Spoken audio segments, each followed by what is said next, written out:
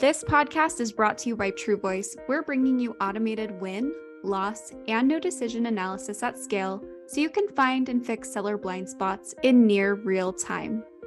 With automated customer feedback from every opportunity, you'll uncover what buyers truly care about when purchasing, what your competitors are doing to adapt, and how the experience with your sales reps impact win rates. With this new insight, your sellers automatically receive the right science-backed sales training from Corporate Visions based on their individual strengths and weaknesses. It's time to get more from your win-loss analysis. TruVoice moves you from just-in-case to just-in-time coaching and training. Visit us at www.truvoice.io and start winning more today.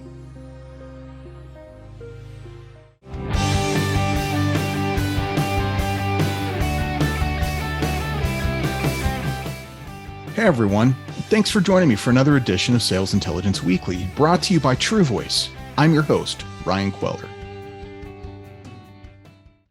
Before the pandemic, face-to-face sales meetings prevailed. They were ubiquitous. They were everywhere. They were the gold standard. But then everything changed. Suddenly, buyer and seller interactions only occurred in virtual settings. Sellers had to adjust their skills to ensure they were building trust, communicating effectively, and differentiating in this kind of new digital brave new world, right? And as the world slowly opens up, many sellers are very eager to get back to face-to-face selling, back to that gold standard. But getting everyone in the same room can still be difficult. Not only do we not have the pandemic anymore or the pandemic issues to contend with, we also have hybrid and location and co-located and remote workers. It's becoming more and more difficult to get all stakeholders into a room. And while many buyers now expect and maybe even prefer a digital buying experience, we have to seriously consider the modality of our sales presentations and sales interactions. So here's the big question that we're going to explore today. What if we could peek under the human skull, crack it open, take a look to understand how buyers actually want to be sold to today? How do they want to receive the help from the sellers? Well, maybe we can't crack it open and look under the skull, but what if we could do something very similar? And today we have an incredible guest on the show, Dr. Carmen Simon, Chief of Science here at Corporate Visions. Carmen, welcome to the show. Thank you so much, Ryan, and thank you, everyone. I'm excited to talk to you about the brain because everybody in your audience has one.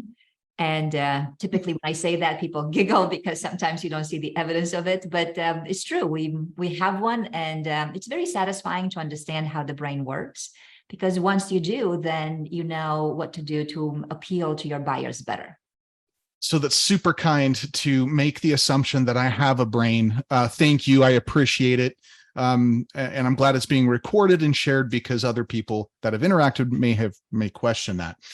Having said that, before we get into this conversation about the brain and modalities of sales presentations, our listeners want to hear about you. Who is this Dr. Carmen Simon? Who is this person? Tell us about you. I am the Chief Science Officer at Corporate Visions, and I have a healthy addiction toward studying the brain. And I study the brain in some facets that enable me to peek underneath the skull, as you said, without cracking it open.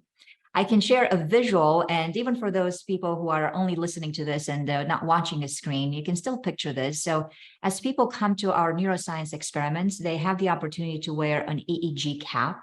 And that EEG cap enables us to place some electrodes on the scalp and record the brain waves that get generated in reaction to stimulation. The stimulation that we typically studied ranges from virtual presentations like you see him watching in here. So imagine he's in front of a computer and he's listening to a sales pitch that is delivered via Zoom. And also on his chest are some electrodes that enable us to capture an electrocardiogram signal. So that's an ECG. And on his wrist and fingers is a device that's called a GSR, and that stands for galvanic skin response. What happens anytime you watch something on TV or on a computer or anywhere in reality, and you get excited about it or you have a reaction to it, it doesn't always have to be excitement. your skin changes, or I should say the conductivity of your skin changes. And that's what we capture with that device.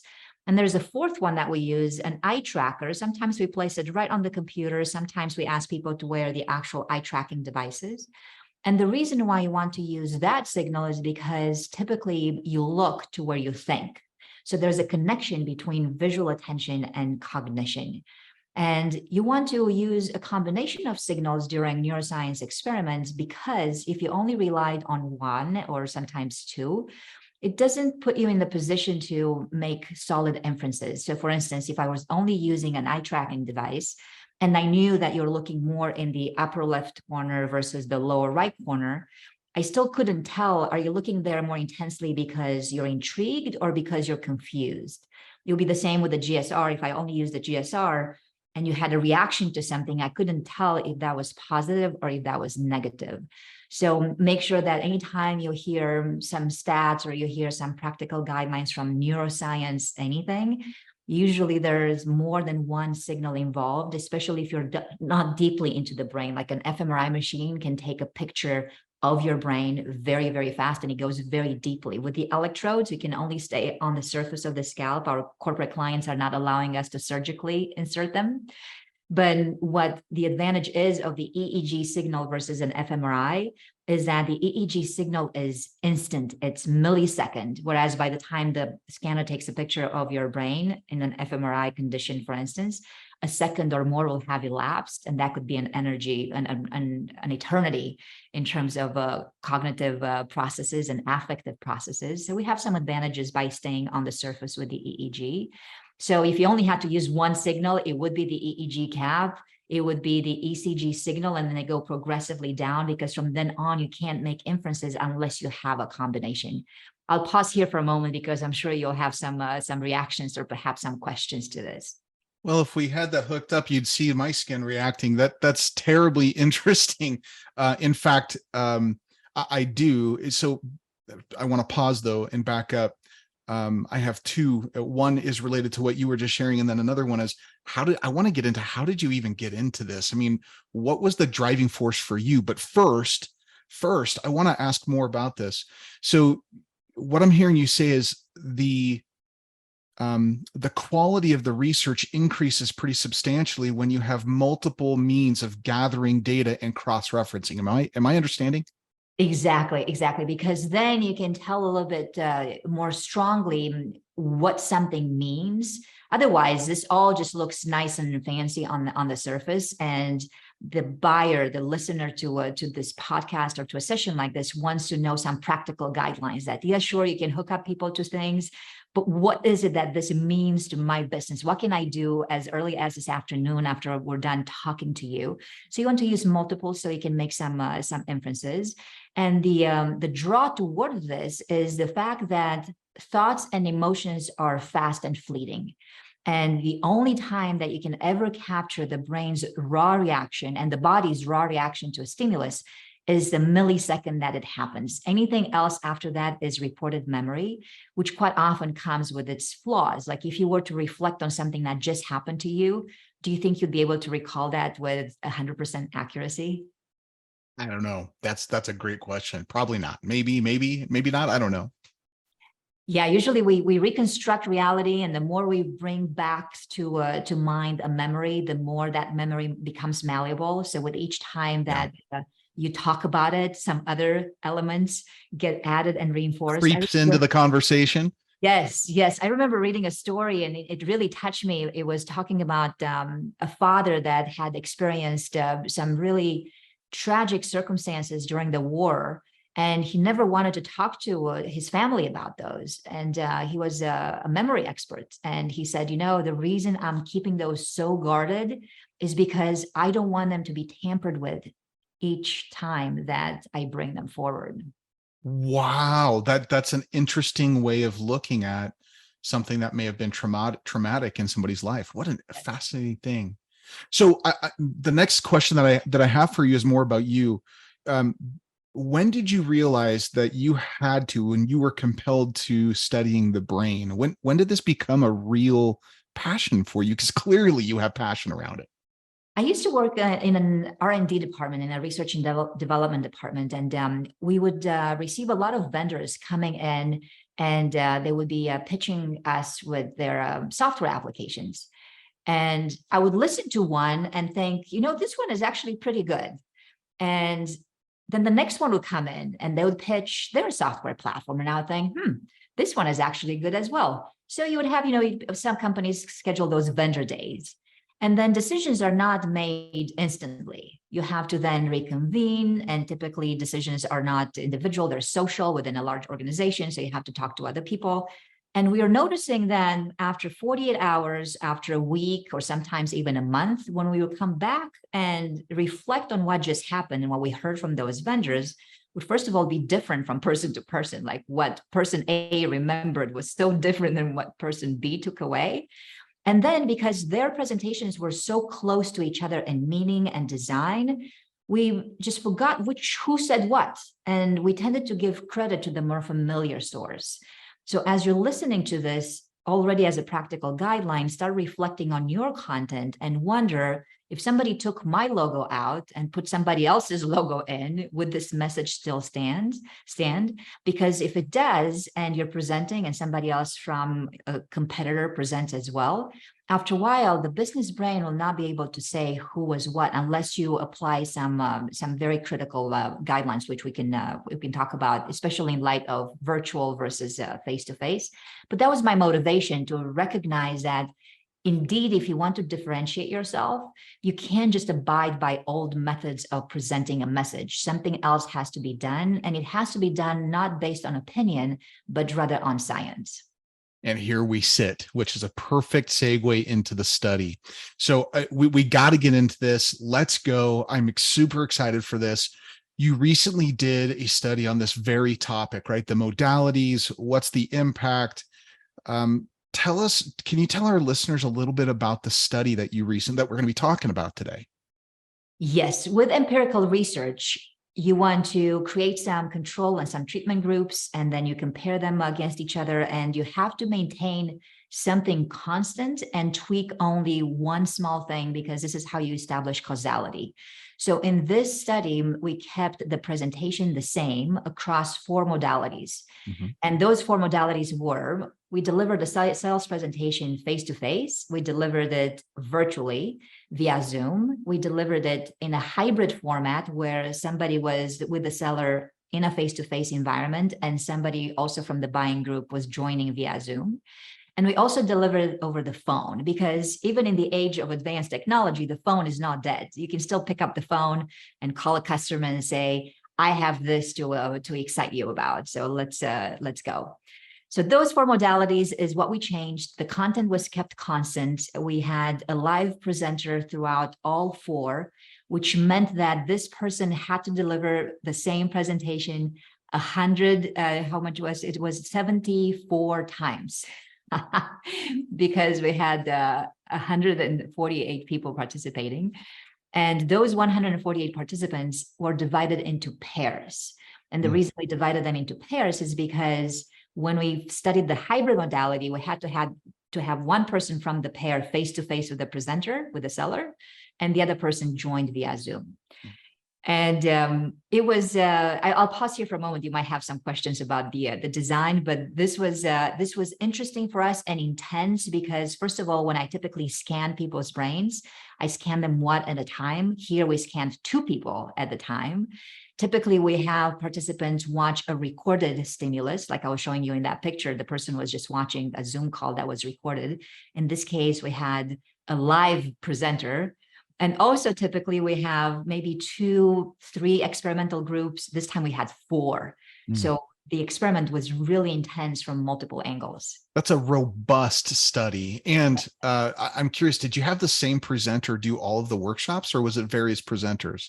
No, remember, you can only tweak one thing, which for us was the modality. And we kept everything the same, which is why we hired an actor to deliver those 74 presentations. because a trained actor would know to have the same gestures. Like right now, I'm showing the hands when I say the same gestures. So if that had been part of his presentation, he would have done this the exact same way 74 times, regardless if he was even talking over the phone, because he had to maintain his part constant as well. Okay. So I think we're setting us up here.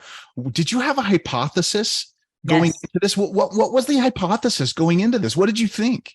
Well, you put it perfectly when you introduced the session, when you mentioned that the gold standard was face-to-face. Like that's how people were used to presenting their software platforms. In this case, it was, by the way, a software platform that he was talking about. And we were used to face-to-face as a presenter and as a participant, as a buyer. You were typically attending these situations in the same room. Given that the pandemic had been going on for quite some time, my hypothesis was that out of the four modalities, surely the face-to-face would have been the best one. When I say the best one, from a scientific perspective, you have to define your terms. What is best? For us, best, as I showed you and explained those four signals that we're using, we look for variables such as attention, and attention comes from both the EEG signal, and I look at it as attention across time, meaning that once you get somebody's attention, you stay with them for a while.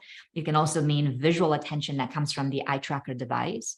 We also look at cognitive workload to see if something is easier to understand or a little bit harder. Like for instance, if I had a message for you and kept it constant, would you understand it a little bit more easily if we attended this face-to-face, or if I called you over the phone? Would that make it a little harder?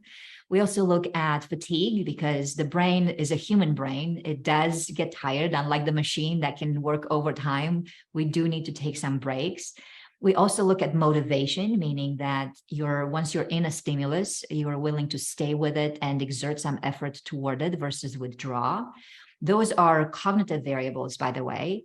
And of course, in the cognition, we put the memory variable, because after 48 hours, we test people's memory to see what they still retain. Memory is critical because it influences all decisions. Your customers will make decisions in your favor based on what they remember, not on what they forget. And we have two affective variables. So in addition to these cognitive ones, we look at valence, meaning how much the brain and body enjoyed the experience. And we look at arousal, which in this context, it means how alert and awake the brain and the body feel during that experience. So that's what we mean by what's best. And the hypothesis was that given those variables that I just mentioned, cognitive and affective, face-to-face would come first. And we had a hunch that hybrid might not work so well. What would have been your hypothesis? Like if you're looking at those four modalities, is that something you would have predicted? Oh, totally. I would have guessed that hybrid was very effective. I would have guessed that simply because of the fact that we have so many hybrid workers and remote workers that people would maybe have adapted to this idea of partial in-person, partial remote. I would have thought that. And I also would have come into absolutely finger down, face-to-face, best way to go. Absolutely. My father, growing up in business, my dad used to call those face-to-face meetings two things. He called it pressing flesh and belly button to belly button. And he always said, people like to be belly button to belly button. That's where business gets done. That was the mantra forever, wasn't it? I love the visual of that. And surprisingly, the belly button to belly button did not work as predicted in this case. However, here's the best news for all of you listening or watching this. The best news is that cognitively speaking, regarding those variables, when it came to attention, cognitive workload, fatigue, motivation, and memory after the fact, we found no statistically significant differences between the four modalities. So if you ever don't have a choice over the modality, then I can share some practical guidelines that we used to create that presentation that the vendor delivered, the seller, the actor delivered, to make sure that you have it, in which case you can win regardless.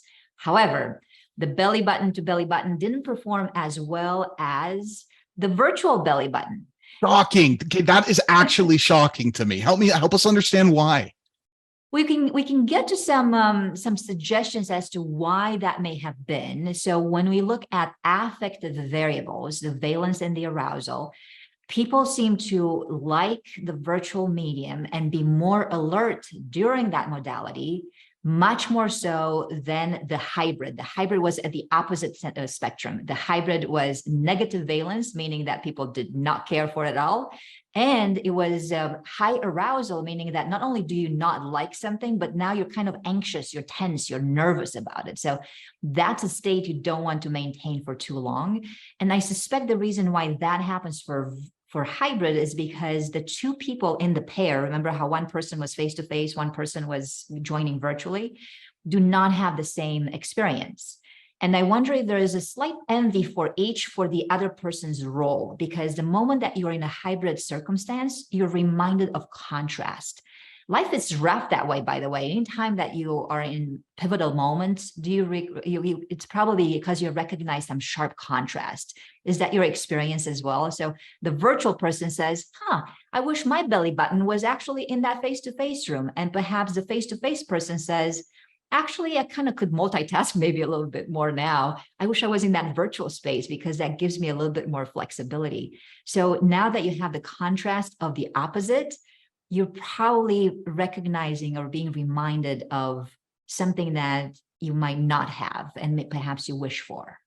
And that potentially impacts us negatively and gets us unfocused or defocused from the message and focused on the other people that are experiencing what we're experiencing and wishing we had the other thing. Is that right? Exactly. And I've heard from other academic papers that the hybrid condition has been described as here or there. And from our neuroscience study, I would advocate that a hybrid is neither here nor there, because the two brains do not become synchronized. So here's a good point where we can talk about synchronization, which is something that we implemented in the study. So because you have two pairs, now you can observe at what points and how frequently their brains synchronize, meaning that you're literally on the same wavelength with somebody else. Why would you even want to be on the same wavelength with anybody else, by the way? It's because other studies are confirming that when people's brains synchronize, that's connected to better cooperation, better collaboration. And that's usually part of the fact that you have some shared understanding of concepts and you're paying attention to the same things. People's brains synchronize best during the virtual medium and did not synchronize as well during any variation that we had where there was a face-to-face component. So that was also surprising to me as well. That's shocking. I mean, truly it is. That's surprising to me. You know, and this may go back to one of the reasons why you had so many different measurement techniques when you were in the middle of your research, in addition to the what was the thing that goes on your head called again? That's the EEG cap. The EKG cap. But, you know, the eye tracker and also, you know, tracking the sensation of the skin, all of these work together to help you understand, you know, what's actually happening in the various modalities. So what are some other results? What are some other results of this study that really stand out to you? So let's think about now in terms of practical guidelines, things that you can do as early as you finish listening to this. Yeah. Because if there is some merit to all four modalities and all can give you good results, and by good results, I mean 74% of our population, regardless of modality, remembered what we wanted them to remember. We keep in mind this very humbling premise that the business brain will forget 90% of content after 48 hours. So what's the 10% that you want them to remember? 74% of them took away the main message that we wanted them to take away. Even if they listened to the presentation over the phone, which to me is amazing because the presenter did have slides. So that was the only thing that differed in the phone modality. You could hear the same script, but you could not see the slides, yet people still remembered. So what did we do to that script and to that presentation to make that happen? First of all, we had a very clear 10% message, and we didn't mention it just once. He mentioned it 3 times throughout a 7-minute presentation, which is how long the entire stimulus was. And also for those who did see slides, they could have seen that message seven times visually. So it takes that much repetition of a message in order for you to be in charge of what you want people to take away. So as you reflect on your own content, go back and look and say, first of all, ask the question, what do I want people to remember? And then say, how often do I come back to this message? And that's what puts you in a deliberate spot to make sure that people take away what you want them to take away. Otherwise, I remember being at a conference a while back, and the presenter talked about many things for about 45 minutes. And the only thing I could remember after 48 hours was the fact that in Italy, he said, 17% of people believe they could text and have sex at the same time. Okay, that's a skill. That's a skill. I bet you, though, if you had asked that presenter, what do you hope people say after 48 hours around your presentation? That would not have been his pride and joy. Probably not. Probably not the 10% message. Not the 10% message. So you really want to make sure that you're in control of that. Then what else did we do? We added some very concrete elements around some abstract ideas. For example, the presentation was around a software platform that enables sellers to monitor their quota a lot better. If anybody listening to this is an Exactly fan, that was the company whose sales pitch we used, Exactly. And that's their name. And Exactly can be fairly abstract in the sense of now you're talking about compensation, sales, quota. All of those things are abstract concepts that you can't physically touch or feel in some way. We wrap those around some very concrete stories, like the presenter opened with some example from a homeowner that has a house for sale for a certain price. They hire a real estate agent that can sell it for a little bit less, but very fast. And there's some conflict between them. So they're getting to the idea of misalignment between entities, such as the homeowner and the real estate agent. To see the moment that I mention abstracts like compensation, sales, quotas, your brain can go on many paths. But if I say you have a house for sale, you can picture a house that's for sale. If I say homeowner, you can picture a homeowner. If I say real estate agent, you can picture that. That's why the phone condition performed also fairly well, because we were able to use words that were building mental pictures in people's brains. So as you're listening to this and you're looking at your own script and you're thinking, I have a pitch for somebody, look to see what's your ratio between something that is abstract and not available to the senses versus something that is concrete and available to the senses. I'll pause here for a moment because you might have some questions or reactions. So that's so valuable. I want to circle back to something that you mentioned, early in our conversation, and that was people don't make decisions on the things that they forget. They make decisions on the things they remember. Yeah. And so getting pointed with the 10%, knowing the science, getting pointed with the 10% message and maybe hammering is the wrong word, circling back, I think is how you put it, or reconnecting to that 10% message often helps us control what they're going to remember. Is there anything else that we should be doing? Any other practical applications or tactics that we should employ to help drive home that 10% message? Nothing wrong with hammering, by the way, because already you're putting a visual in our mind. So I love that. I love that word. The way that we had designed the 10% message was to have no more than 3 supporting points. And this is not because the brain cannot remember more than 3 items, but the brain is a very cognitively lazy organ. If we can get away with less, we will, just because we have to conserve energy. The brain is a fairly small organ in our bodies, but it consumes a lot of our body energy and it has to justify its existence. And the way it does that is by looking for ways to conserve. And we discard very quickly things that are difficult to focus on, things that would take a lot of energy to bring back to mind. So imagine that when you're sharing anything with your audiences, you hope that later on, which is in the future, which is where decisions happen, they will recall what you think is the essence. And it's better when the essence is compact and doesn't have a lot of branches, because those don't take a lot of energy to be reactivated. Reactivating memories will come with some cognitive energy. So make sure that you have no more than 3 supporting points. Those supporting points have to be phrased in such a way that they have cognitive ease. So the words that you use are not so difficult to bring to mind. I was just doing another study not too long ago, and I was calling one of my branches linguistic complexity. And I was reflecting on those 2 words as like, those 2 words are kind of heavy. Like, can I come up with something that's a little bit less intense, like perhaps difficult words versus linguistic complexity. You see how some things roll off the tongue a little bit more easily. So cognitive ease would be one such practical guideline. And also design, especially if you are using slides for your presentation, your 10% message in such a way that is distinct from any other slide.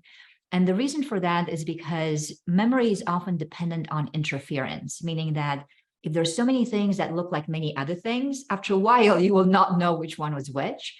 But if you have some things that look like other things, and suddenly there is something that's distinct, like see right here, I have some gray scale kind of gears, but suddenly you see a red one, that one is more likely to stand out in some way, but you still need the gray, because how could you be distinct if you didn't have some similarity? Helps create that contrast. Yes, exactly. Contrast is one of the strongest persuasive techniques that you can ever use in any communication artifact you create, whether it's slides or no slides, because contrast is a shortcut to thinking. The moment that I'm seeing some items and something deviates from the pattern, then I'm recognizing that, oh, maybe I need to pay attention a bit extra to that one. So that's why you need some distinctiveness. And if we were to put some scientific measures around that, how do you know something is distinct?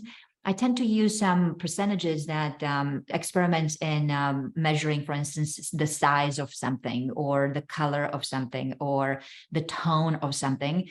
The brain needs about a 40% distinction between one item to the next to recognize that something is indeed distinct, to perceive contrast. Contrast is only good to you if the brain can perceive it.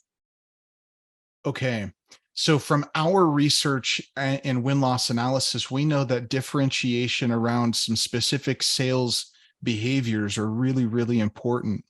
What we are starting to formulate, and I think over time, we're going to figure this out even more as we continue to work together, is what is that tipping point? How much of that contrast in that behavior creates differentiation sufficient enough to say yes, regardless of price? So where does the tipping point towards value over price kind of exist? And what I'm hearing you say is it exists somewhere in the form of 40% differentiation. Is that right? So, yes, exactly right. And as you're reflecting on your own content, then you would have to come up with your own benchmarks for what a 40% could mean to you. Otherwise, if the brain cannot perceive contrast and some options are so close to other options in terms of what they offer, or people claim value, but that value, whatever you're including in it, is so close to other people's value and you don't have the 40% difference, it will be very hard for a buyer's brain to perceive that something is indeed derailing from the pattern. Okay. So far I've heard things like the 10% message. I've heard design in the slides matters a ton for the differentiation. And I loved, by the way, love the gear wall. That is so cool.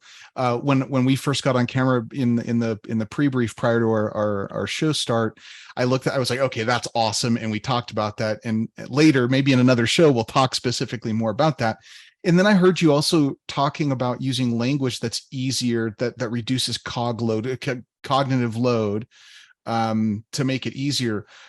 Are there any other practical tips or anything else that we should focus on when we're trying to get ourselves not so focused on the modality, but how we can make the presentations memorable? Yes, let's reflect on what else we did in that presentation, which performed well across the four modalities. The presenter that we hired, he maintained a very brisk pace throughout that entire delivery. The brain can lose focus easily. It's not that it's not capable of sustaining focus. By the way, I want to debunk a myth that exists there, and I think from a neuroscience perspective needs to be addressed, which is people advocate a lot that we have shorter attention spans these days. That couldn't be further from the truth. We're capable of paying extremes amount of attention to a stimulus. Like what's the longest amount of hours that you have binge watched on a TV show? This is going to be disclosed publicly. Yeah, thank you. I was going to say this is super embarrassing for me, and it's probably about once a year. My wife, okay, I'm going to say it out loud. My wife and I binge Harry Potter, all the episodes over a weekend. That's embarrassing. My name is Ryan, and I have a problem. But you know, it's a lot of hours. It's a lot.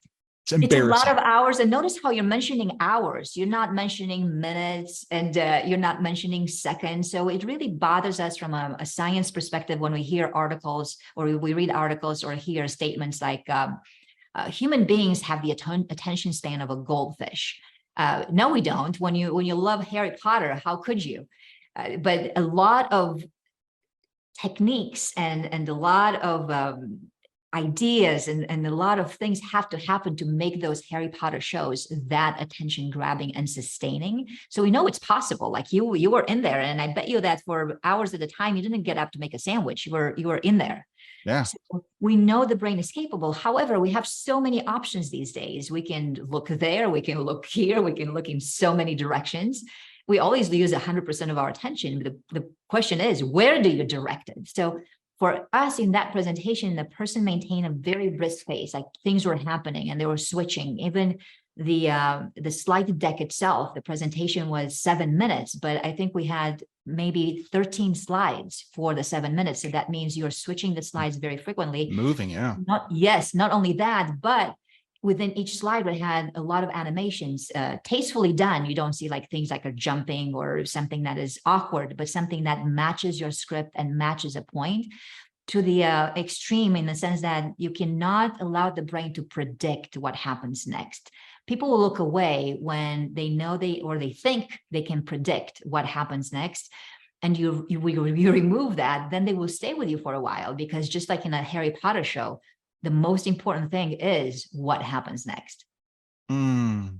Okay, so we've added to the list here pace, and Yes. you used brisk pace, 13 slides, 7 minutes, animations, which again, some of this is surprising or maybe even counterintuitive to what, common knowledge might be out there. Don't have so many animations, keep it very, whatever. What you're saying, move, keep attention, don't allow for people to be able to predict so easily what's going to happen next. Exactly, because sometimes when you might hear guidelines, let's call them best practices, don't use so many slides, for instance. Well, if you don't use so many slides, that means you're showing the brain a stimulus, and you're staying on that slide again and again, and I'm seeing nothing change, and it's still the same thing. So of course, it's almost like an invitation to multitask, because if nothing has changed on the screen, I'm going to grab my phone really quick and think, I can check something really fast, because if nothing has happened for the past 2 minutes, surely nothing is going to happen for the next 1 minute. Therefore, I have this cognitive space to include something else in there. I love that idea. You invite multitasking, you evoke, you provoke people into doing other things when it's just sitting here like this. So what you're saying is my spastic nature actually could have some value, because you never know what I'm going to do next. Your style could be successful across the 4 modalities. And because you practice for that style, by the way, even when you don't show slides, you will still perform well when you call somebody, because they're not seeing your stimulus, but they're still hearing that very brisk rhythm, and you moving through ideas and building mental pictures in people's minds. And that will be successful across a blind medium. Okay. So Carmen, rounding this out, is there anything else in terms of, after the 10% message, the design rules, the language, making sure it's simple, rolls off the tongue, we've added in the pace of the presentation. Is there anything else? I would add to that list a combination of something that appeals to reason and something that appeals to emotion. When we wrote the script, we were very careful, in addition to abstract versus concrete language, like sales quota, abstract, but homeowner, very concrete, to say things like 80% of the Excel spreadsheets that deal with compensations have errors in them. So that's something that will appeal to your reasoning, your analytical part of the brain. And we also use things like Excel is dead, or these errors are deadly, or you have an army of sellers. It's one thing to say you have a group of sellers in your organization versus you have an army of sellers. You see how the emotion is a little bit heavier when you're using the word army, especially given the world that we live in. So as you're reflecting on your own script, look also for these ratios of something that is fairly detached and analytical, such as statistics and facts. The brain needs those, by the way. Do not skimp on them. But every so often, be also very careful to inject just a little bit of a heavier emotion. And it can be a positive one, it can be a negative one, but an emotion nonetheless, because you want to give the brain and body something to react to. Otherwise, on that GSR that I showed you, if we were to have people wearing the GSR device and watch a Harry Potter show, we would see probably 18 peaks per minute. In a business segment, we're lucky if we discover 3 or 4. But if your content has a 3 or 4 and your competitors does not, already you're up ahead. But you are a choreographer of those emotional reactions that you can ignite in someone, and they just have to be deliberate. They just can't happen by chance. So these peaks, as you put them, per minute, what I'm hearing you say, if we're peeling it back, this isn't necessarily just I either have it or I don't. These are skills. What I'm hearing you say, these are skills that can be developed. Is that right? Develop from the person's perspective that communicates the message. So yes. Start honing on those. It's possible that you will have every so often a buyer that is so detached. I'm sure you probably have family members that are like that. You could show them the most amazing sunset and the most touching story, and they just will be unfazed. And you'll have people on the other spectrum, which you'll show them a leaf falling and they will feel like that is the most amazing thing they have seen. They start crying, Yes. Yeah. Yes. So yeah, we have some dispositions that are across the spectrum. Sure, that's true. But these are averages. So on average, if you look and become a bit more deliberate about the language that you use and some of these emotion-laden words that you can inject in your sentences, then you have an increased likelihood of generating more peaks per minute during your sessions. Okay, so let's talk through some of the presenting insights and techniques that you discuss in the study. So presentation insights and techniques, you mean beyond the 10% and the language? Yeah, like I saw in their data insight question, you had some like practical applications for kind of the process of the delivery of the information. Yes, so in typically per corporate visions frameworks, we advocate that when you're approaching somebody with a persuasive message, you first give them some data around the context that people operate in. Then you draw some insights from that data. And then you ask people a provocative question so that they recognize, oh, this is actually very serious to me. I didn't realize that this was so. I wouldn't have thought of it that way. For example, just yesterday we were on a call and we were talking about people think that they have a differentiation problem. And the question could, and you can give some stats around that, but then the provocative question is it really a differentiation problem that you're having? Or perhaps you're having a messaging problem. Perhaps you have a diagnostic problem. Perhaps you don't know why you're winning or losing those deals.